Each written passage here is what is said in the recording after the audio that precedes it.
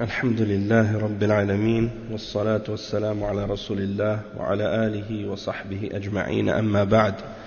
On commence aujourd'hui le cours numéro 28 dans l'explication du tafsir de Surat Al-Imran du Cheikh Salih Al-Fawzan hafazahullah ta'ala. On est arrivé aujourd'hui au cours 28 et on va expliquer les versets de 33 à 41 dans Surat Al-Imran. Donc dans ces versets, Allah subhanahu wa ta'ala dit Inna Allah astafa Adam wa Nuhan wa ala Ibrahim wa ala Imran ala al-alamin dhurriyatan ba'daha min ba'd wallahu sami'un alim. إذ قالت امرأة عمران رب إني نذرت لك ما في بطني محررا فتقبل مني إنك أنت السميع العليم فلما وضعتها قالت رب إني وضعتها أنثى والله أعلم بما وضعت وليس الذكر كالأنثى وإني سميتها مريم وإني أعيذها بك وذريتها من الشيطان الرجيم فتقبلها ربها بقبول حسن وأنبتها نباتا حسنا وكفلها زكريا كلما دخل عليها زكريا المحراب وجد عندها رزقا قال يا مريم أنى لك هذا قالت هو من عند الله إن الله يرزق من يشاء بغير حساب هنالك دعا زكريا ربه قال رب هب لي من لدنك ذرية طيبة إنك سميع الدعاء فنادته الملائكة وهو قائم يصلي في المحراب أن الله يبشرك بيحيى مصدقا بكلمة من الله وسيدا وحصورا ونبيا من الصالحين قال رب أن يكون لي غلام وقد بلغني الكبر وامرأتي عاقر قال كذلك الله يفعل ما يشاء قال رب اجعل لي آية قال آيتك ألا تكلم الناس 3 أيام إلا رمزا واذكر ربك كثيرا وسبح بالعشي والإبكار. Donc on va lire maintenant la signification de ces versets en français. Allah subhanahu wa ta'ala dit dans ces versets ce qui signifie: certes Allah a élu Adam et Noé, la famille d'Abraham et la famille d'Imran au-dessus de tout le monde en tant que descendants les uns des autres, et Allah est audient et omniscient.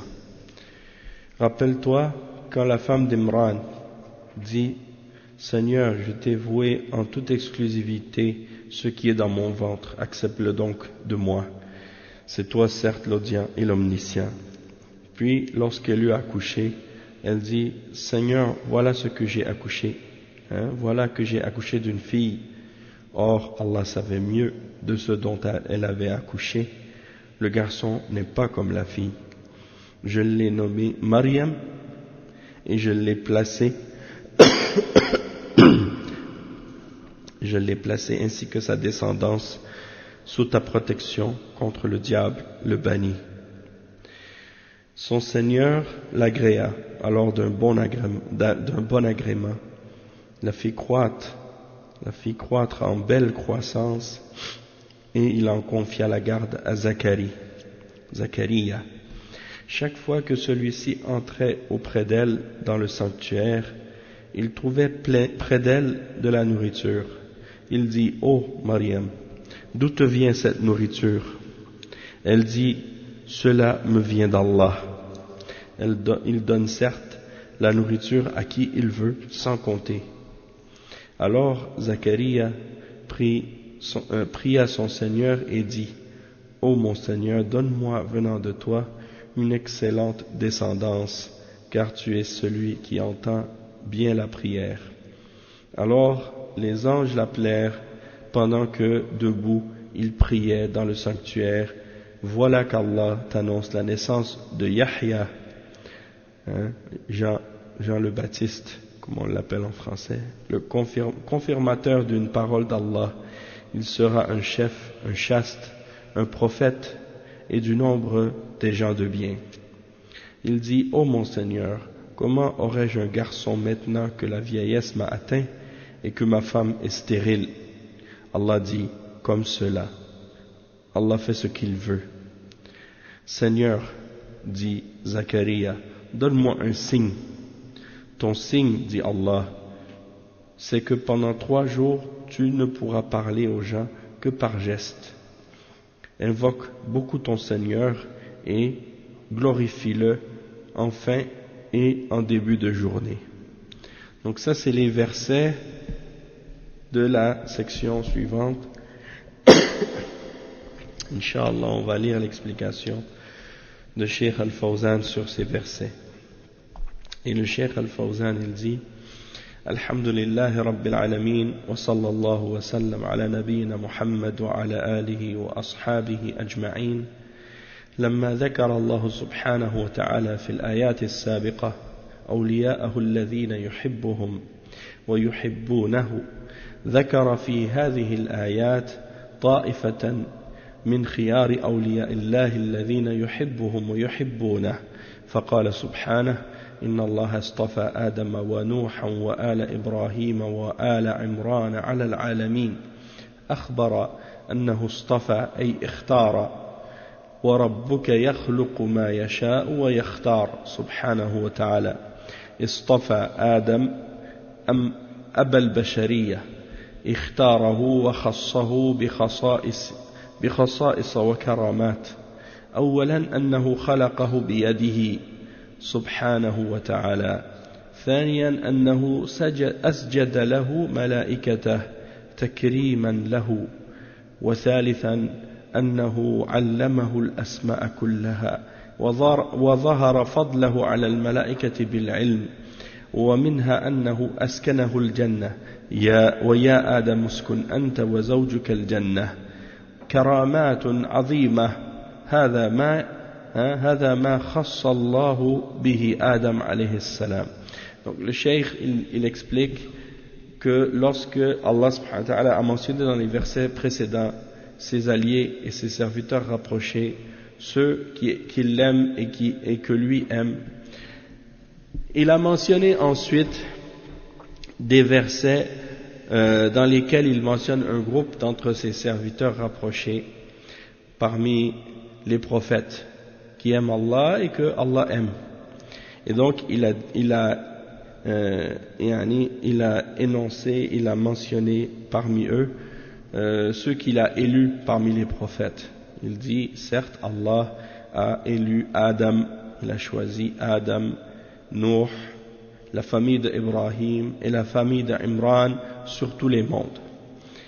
Et ça c'est mentionné également donc dans d'autres versets, et ce verset-là en particulier, Allah subhanahu wa ta'ala il explique, il dit istafa, et le mot ou le verbe istafa en arabe qui signifie ikhtara, c'est-à-dire qu'il a choisi, élu, choisi. Et il dit ensuite wa rabbuka yakhluqu ma yasha'u wa yakhtar, ça c'est dans Surat Al-Qasas, et ton Seigneur crée ce qu'il veut et il choisit. Et il mentionne parmi ceux qu'il a choisis Adam en premier, qui est le père de l'humanité. Et Allah subhanahu wa ta'ala l'a choisi. Et il lui a, disons, donné certaines particularités et certains prodiges. Il l'a honoré de diverses manières.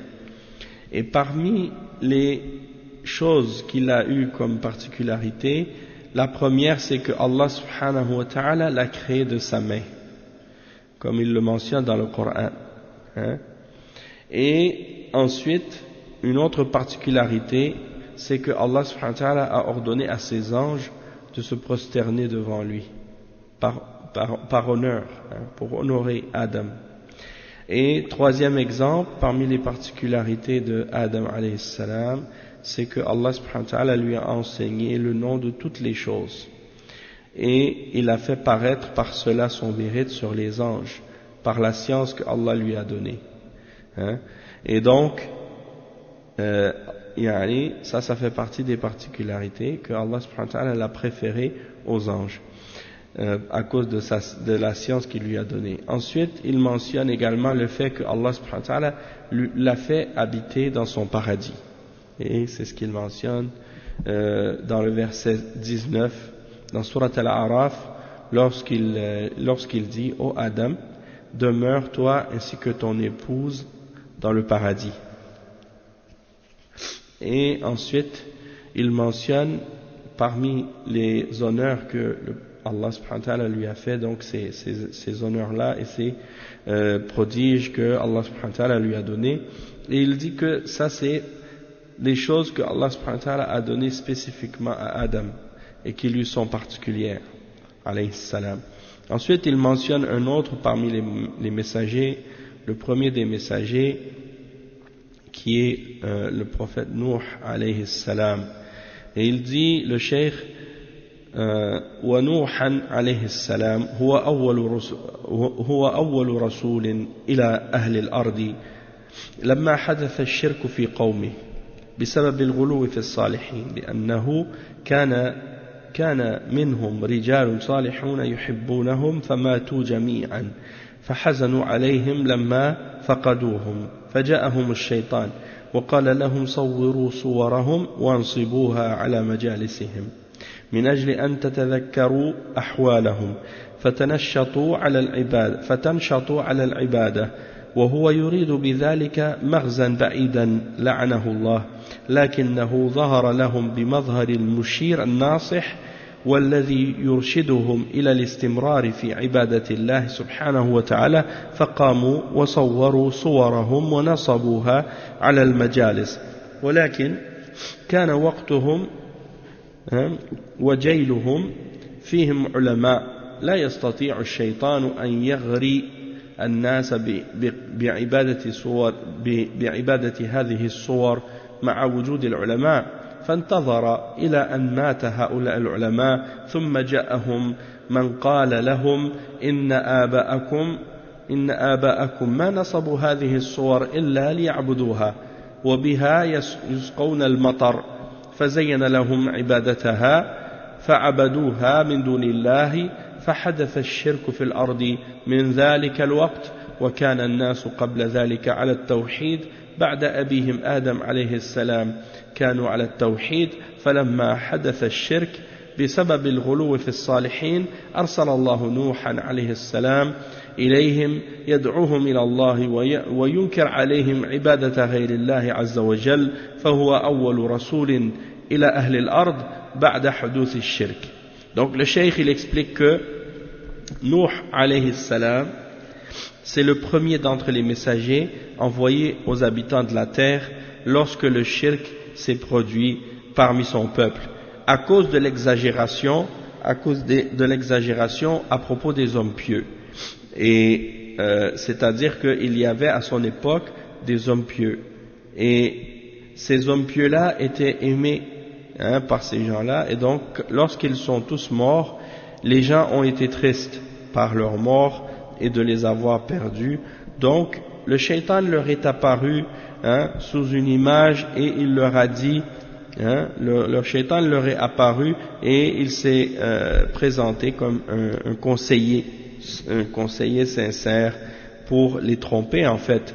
Et il leur a dit qu'ils devaient faire les statues de ces hommes pieux qui étaient morts et de les mettre sur la place ou dans l'endroit où ils s'assoient pour l'endroit où ils se rassemblaient, où ils s'assoyaient, où ils s'asseyaient plutôt, pour se rappeler d'eux et pour se souvenir de leur situation, de leur état, de leur adoration, et donc pour les motiver à faire plus d'efforts dans l'adoration eux aussi.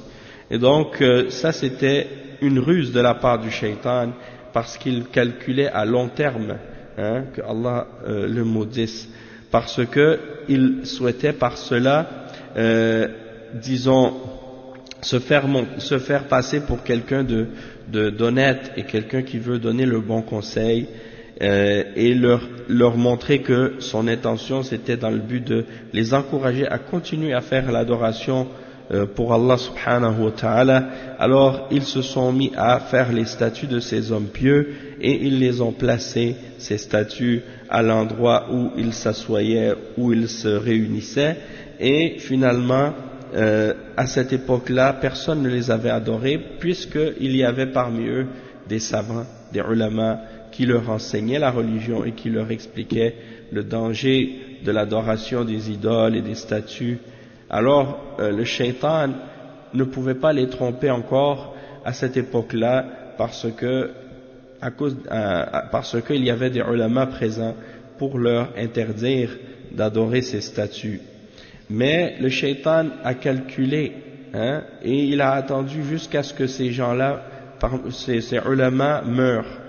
Lorsque ces savants-là sont morts, une autre génération est venue et cette génération-là, eux, n'étaient pas au courant des détails de ces questions-là, ou bien ils avaient oublié une partie de ce que les messagers et les prophètes avaient enseigné. Et ils se sont mis donc à adorer ces statues-là. Et le shaitan leur a dit, c'est pour les adorer qu'on les avait placés là, et c'est par ces statues-là que vous aviez la pluie qui tombait. Alors le shaitan leur a embelli l'adoration de ces idoles et de ces statues, et ils ont commencé donc à les adorer en dehors d'Allah, et c'est ainsi que s'est introduit dans l'humanité le shirk, et c'est ainsi que l'idolâtrie est apparue dans le monde pour la première fois dans l'histoire de l'humanité, à l'époque de Nuh alayhi salam. Et c'est ainsi que l'humanité, après avoir été monothéiste, après avoir été sur le tawhid et l'unicité d'Allah, dans la croyance et dans la pratique, pendant les premières générations de l'humanité après Adam, eh bien le shirk est apparu pour la première fois sur la terre parmi les êtres humains à l'époque de Nuh alayhi salam, et c'est ainsi que les gens, par l'amour, à cause de l'amour des hommes pieux et à cause de l'exagération au sujet des hommes pieux, ils sont tombés dans le shirk et l'idolâtrie pour la première fois. Donc les gens avant cela étaient sur le tawhid, après Adam alayhi salam, toutes les générations qui ont suivi étaient sur le tawhid jusqu'à ce que le shirk apparut à cause de cette exagération à propos des hommes pieux, et Allah subhanahu wa ta'ala, c'est pour cette raison qu'il a envoyé comme messager Nuh alayhi salam, le prophète Noé, pour les appeler à l'unicité d'Allah et au tawhid, et pour condamner l'adoration d'autres que Allah parmi les statues et les créatures. Et donc c'est le premier des messagers aux habitants de la terre après l'apparition du shirk. Le cheikh, il mentionne les particularités maintenant de ce prophète. Il dit وَقَدْ خَصَّهُ اللَّهُ بِخَصَائِصٍ مِنْهَا أَنَّهُ أَوَّلُ رَسُولٍ إِلَى هَذِهِ الْأَرْضِ والثانية أنه استمر على الدعوة إلى الله وصبر وقد لبث فيهم 1000 سنة إلا 50 عاما يدعوهم إلى الله عز وجل وصبر على ذلك واستمر ولم ييأس. وذكر الله عنه مواقفه معهم في مواضع من القرآن، ومنها ما ذكر في سورة نوح أنه ما ترك مجالا للدعوة إلا وطرقه معهم، ولكنهم عتوا وتمردوا وقالوا لا تذرن آلهتكم، يعني لا تذرن عبادة هذه الصور ولا تذرن آلهتكم لا تذرن آلهتكم ولا تذرن ودا ولا سواعا ولا يغوث ويعوق ونصرا. هذه أسماء الصالحين الذين عبدوا صورهم لما غلوا فيهم، فدل هذا على أن الغلو في الصالحين يؤدي إلى الشرك، فلا يجوز الغلو في المخلوق ولو كان نبيا أو كان صالحا من الصالحين، لا يجوز الغلو فيه ورفعه عن منزلته، ولا يجوز رفعه عن منزلته إلى منزلة الربوبية والاعتقاد فيه أنه ينفع ويضر من دون الله ودل هذا على خطر التصوير وتعليق الصور وأنه وسيلة إلى الشرك والغلو في أصحابها. Donc le cheikh explique que parmi les particularités de Nuh alayhi salam, c'est que c'est le premier messager aux habitants de la terre, comme on l'a dit. Et la deuxième particularité, c'est que il a continué à faire sa da'wah et à inviter les hommes à Allah et à endurer et à supporter les difficultés de la da'wah, et il est resté parmi eux 950 ans à les appeler à Allah, et il est resté patient et endurant dans cet effort pour les inviter à l'islam et pour les appeler au tawhid, et il a continué, et il ne s'est pas découragé, il n'a pas perdu l'espoir, il leur a fait le rappel à propos d'Allah. Et Allah subhanahu wa ta'ala a mentionné les différentes situations et les différentes positions que Nuh alayhi salam a eu avec son peuple dans différentes parties dans le Coran. Et parmi ces mentions-là, les choses que Allah subhanahu wa ta'ala a mentionnées dans Surat Nuh, il y a une sourate au complet qui s'intitule Nuh, et elle parle du prophète Nuh, du prophète Noé, du début de la sourate jusqu'à la fin, et c'est une sourate qui mentionne donc le fait que Nuh alayhi salam, il n'a laissé aucune occasion qui se présentait, excepté qu'il a profité de cette occasion pour essayer de les inviter à Allah subhanahu wa ta'ala, et pour essayer de leur offrir, ou bien plutôt de leur faire l'offre de se repentir et d'adorer Allah et d'abandonner l'idolâtrie qu'ils faisaient et les péchés qu'ils faisaient, mais ils se sont détournés, se sont enflés d'orgueil et se sont obstinés à vouloir rester dans le shirk et dans l'adoration des idoles, et Allah subhanahu wa ta'ala a mentionné leurs paroles lorsqu'ils ont dit وَلَا تَذَرُنَّ آلِهَتَكُمْ. La tadharunna, c'est-à-dire ne laissez pas vos idoles ou bien vos divinités, vos fausses divinités que vous adorez, les statues qu'ils avaient installées pour eux. Et tadharunna, le verbe à la base c'est la tadhar, c'est-à-dire ne laisse pas ou bien ne laissez pas, la tadharu, mais ici le fait qu'on a rajouté le noun avec la shadda, ça c'est le noun qu'on appelle noun at-tawkid, le noun de l'emphase, et pour rajouter de la certitude et de la force à cette interdiction là. Donc c'est comme si ils insistaient vraiment avec beaucoup d'emphase pour faire en sorte que les gens restent sur le shirk et qu'ils persistent à adorer ces statues et ces idoles.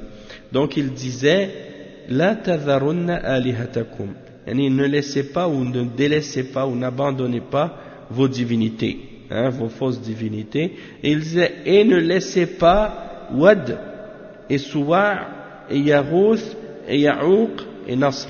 Ça c'est les 5 noms des hommes pieux qu'ils ont adorés en dehors d'Allah, et au sujet desquels ils ont exagéré, à propos desquels ils ont exagéré, et ils ont fait leur statut et ils se sont mis à les adorer en dehors d'Allah et à faire le shirk avec ces statuts-là. Donc ça c'est la preuve que le fait d'exagérer à propos des hommes pieux et d'exagérer dans l'amour de ces hommes pieux-là, ça peut amener à faire le shirk et à commettre le shirk. Et il n'est pas permis d'exagérer à propos d'une créature, même si cette créature est un prophète ou un homme pieux parmi les hommes pieux. Il n'est pas permis d'exagérer à ce sujet-là, à son sujet, et de l'élever à un degré qui est le degré de la seigneurie, d'en faire un dieu ou un seigneur ou une divinité, et il n'est pas permis non plus de croire, il n'est pas permis de croire que il peut profiter ou nuire en dehors d'Allah. Il n'est pas permis de croire que quiconque en dehors d'Allah ou que quoi que ce soit en dehors d'Allah a la capacité ou le pouvoir de profiter ou de nuire en dehors d'Allah, car seul Allah peut profiter ou nuire. Et le cheikh il dit que cela indique le danger de faire des images, de faire des statues, d'accrocher des photos, des représentations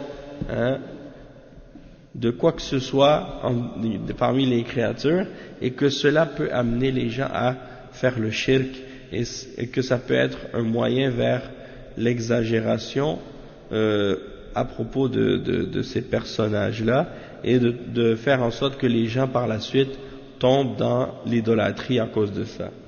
Après le cheikh il dit وَلِهَذَا كان صلى الله عليه وسلم يحذر من الصور والتصوير ويحذر من تعليق الصور خوفا من أن يفضي هذا إلى ما حصل لقوم نوح عليه السلام فإن الشيطان الذي كان مع قوم نوح عليه السلام حاضر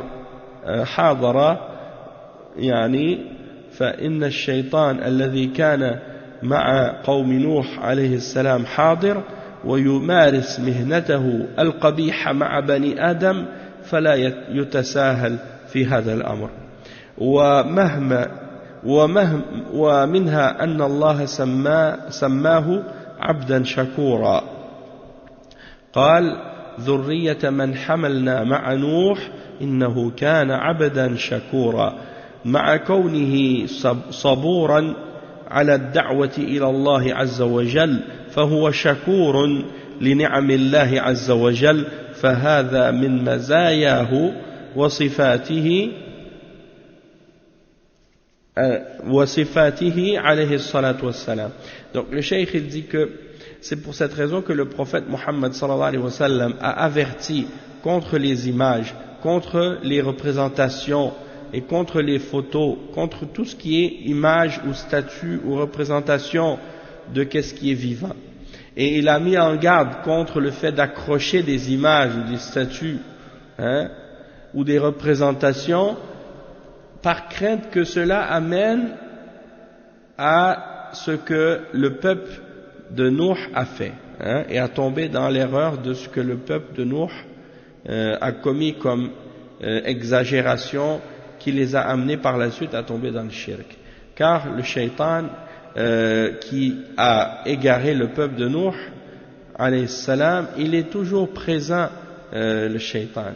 Shaitan, il est toujours présent et il continue à pratiquer son métier d'égarement, son mauvais métier d'égarer les fils d'Adam, et donc il ne faut pas prendre ces choses-là à la légère et se laisser aller dans ces questions-là. C'est quelque chose de grave, parce que les gens aujourd'hui ils ont pris ça à la légère, la question des images, des photos, des représentations. Les gens ont dit ça c'est pas grave, et pourtant encore aujourd'hui des gens font du shirk avec les photos, des gens font du shirk avec les images. Ils font des photos de leurs idoles, ils font des photos des prophètes puis ils les adorent, ils font des photos des hommes pieux et des saints et ils les adorent en dehors d'Allah, ils font des photos des anges et ils les adorent en dehors d'Allah, ils font des images et des dessins ou des représentations de certains parmi leurs hommes pieux, et même on retrouve parmi les musulmans des gens qui disons font des représentations ou des images ou des photos de ceux qu'ils considèrent comme étant leurs cheikh, et ils les représentent sur ces photos-là, ou ils portent ces photos sur eux et ils cherchent de ces images de la bénédiction et ils les adorent même parfois en dehors d'Allah. Donc ça rentre dans le shirk et c'est très dangereux, donc il faut faire attention à ce genre de choses. Et le cheikh il dit que également Allah subhanahu wa ta'ala a mentionné Nuh alayhi salam en parlant de lui comme étant un serviteur reconnaissant. Il dit dans le verset 3 dans sourate Nuh alayhi salam, la progéniture de ceux, ou les enfants de ceux que nous avons portés dans l'arche avec Nuh alayhi salam. Certes, c'était un serviteur reconnaissant. Et également, en plus de ça, c'était un serviteur patient et endurant dans l'appel et dans l'invitation à Allah, puisqu'il a enduré et patienté pendant de longues périodes. Yani 950 ans, c'est des périodes de temps qui sont extrêmement longues, surtout comparées avec notre vie à nous aujourd'hui. Les êtres humains aujourd'hui ne vivent plus une durée de temps aussi longue. Donc c'est pour dire que c'était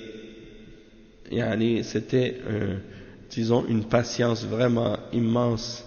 Aujourd'hui, à notre époque, les gens ils n'ont même pas la patience si quelqu'un leur fait des problèmes ou bien leur dit des paroles qu'ils n'aiment pas entendre parce qu'ils les appellent à Allah, même pas une année ou 2 années, ils sont même pas capables de patienter, ils se précipitent parfois à faire des actes de violence ou à être violents ou à être impolis ou à dire des mauvaises paroles. Alors imaginez quelqu'un qui vit avec des mushrikines et avec des kuffars et qui les appelle à l'islam pendant 950 ans et qui est patient avec eux et qui endure toutes leurs insultes, leurs moqueries et leurs mauvais comportements et qui reste patient et qui ne perd pas espoir avec eux. Aujourd'hui les gens, ils n'ont pas cette patience. Une personne, elle appelle quelqu'un à l'islam, la personne, si elle n'accepte pas immédiatement, c'est comme si il l'a déjà condamné, il a déjà perdu l'espoir. Cette personne, ça y est, c'est fini, il est perdu. Il ne sait pas, il ne sait même pas si la personne, dans son cœur, elle accepte, ou bien si elle a envie d'accepter. Peut-être qu'avec un peu de patience, avec un peu d'effort, la personne va se rapprocher et elle va accepter, même si ça va prendre 1 année ou 2 années ou 3 années ou plus. C'est Allah qui guide de toute façon. Donc il faut être patient avec les gens. Et il ne faut pas perdre l'espoir, se décourager lorsqu'on les invite à l'islam. Notre tâche, notre devoir, notre travail dans ça, c'est uniquement de montrer aux gens les preuves et de leur indiquer la vérité. Et s'ils acceptent, tant mieux pour eux. Et s'ils n'acceptent pas, c'est Allah qui décide. C'est Allah qui guide. Donc, on va s'arrêter ici pour aujourd'hui, Inch'Allah. Au prochain cours, on continuera la suite, l'explication des autres prophètes que Allah subhanahu wa ta'ala a mentionné dans ce verset. Puis, ces versets-là qui mentionnent donc différents prophètes, on va mentionner leurs particularités aussi, comme le cheikh il les a expliquées, Inch'Allah. Donc, subhanakallahu wa bihamdik, ashhadu an la ilaha illa ant, astaghfiruka wa atubu ilayk, wa sallallahu wa sallam ala nabiyyina Muhammad wa ala alihi wa sahbihi ajma'in, wassalamu alaykum wa rahmatullahi wa barakatuh.